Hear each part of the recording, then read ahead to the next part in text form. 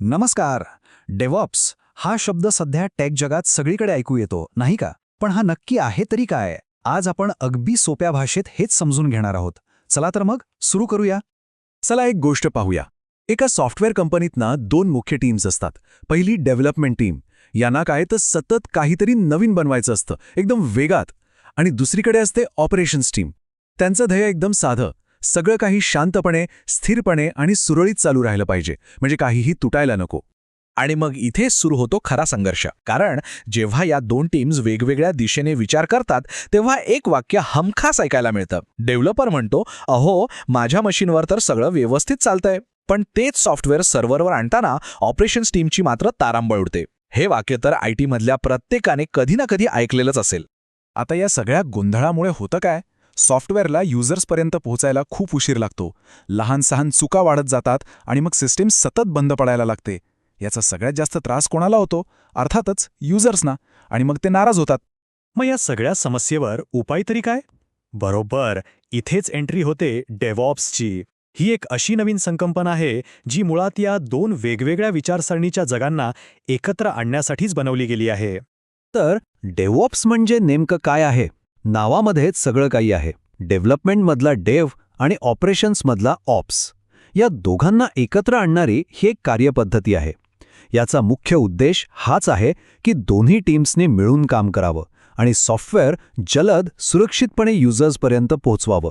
बरं, हे सगळं ऐकायला तो छान वाटतं, पण हे प्रत्यक्षात होतं कसं? चला तर मग डेव्हऑप्सच्या काही मुख्य स्तंभांबद्दल जाणून घेऊया. याच तत्वांमुळे आज जवळजवळ प्रत्येक मोठी कंपनी ही पद्धत वापरतीये. डेव्हऑप्स मुख्यत्वे 3 पायांवर उभा आहे. पहिलं आणि सर्वात महत्त्वाचं म्हणजे ऑटोमेशन, म्हणजे जेवढी शक्य आहे तेवढी कामं माणसांऐवजी मशीननी करणं. दुसरं आहे सहयोग, म्हणजे दोन्ही टीम्सनी एकत्र येऊन एकाच ध्येयाने काम करणं. आणि तिसरं आहे निरंतर डिलिव्हरी, म्हणजे सॉफ्टवेअर सतत, अगदी न थांबता अपडेट करत राहणं. यातला एक खूप महत्त्वाचा भाग आहे CI/CD. आता हे काय आहे? CI म्हणजे कंटिन्युअस इंटिग्रेशन, म्हणजे डेव्हलपरने लिहिलेला कोड सतत मुख्य प्रोजेक्टमध्ये जोडला जातो. आणि CD म्हणजे कंटिन्युअस डिलिव्हरी, म्हणजे हा जोडलेला कोड आपोआप बिल्ड होतो, त्याच्या सगळ्या टेस्ट्स होतात आणि तो थेट युजर्सपर्यंत पोहोचवला जातो. ही प्रक्रिया 24 तास 7ही दिवस चालू राहते, अगदी एखाद्या ऑटोमॅटिक फॅक्टरीसारखी.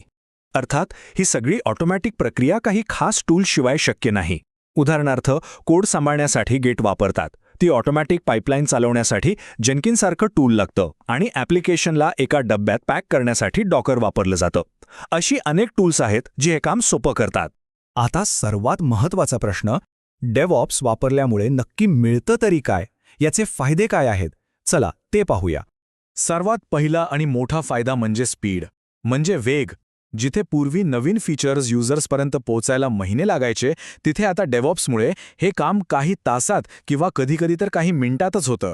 दुसरा फायदा आहे उत्तम टीमवर्क.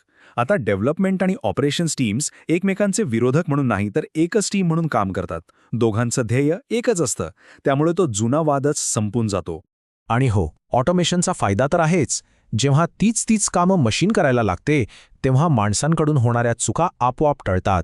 सगळं काही जास्त अचूक आणि विश्वासार्ह बनतं. आणि या सगळ्याचा शेवटचा आणि महत्त्वाचा परिणाम म्हणजे एक अधिक स्थिर सिस्टीम. सततच्या ऑटोमेटेड टेस्टिंगमुळे आणि मॉनिटरिंगमुळे सॉफ्टवेअर कमी क्रॅश होतं आणि युजर्ससाठी जास्त भरोशाचं ठरतं.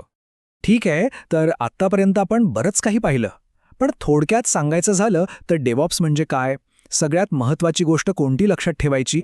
एकदम सोप्या शब्दात सांगायचं तर डेव्हऑप्स म्हणजे एक अशी कार्यपद्धती आहे जिथे डेव्हलपमेंट आणि ऑपरेशन्स टीम्स ऑटोमेशनच्या मदतीने एकत्र काम करतात.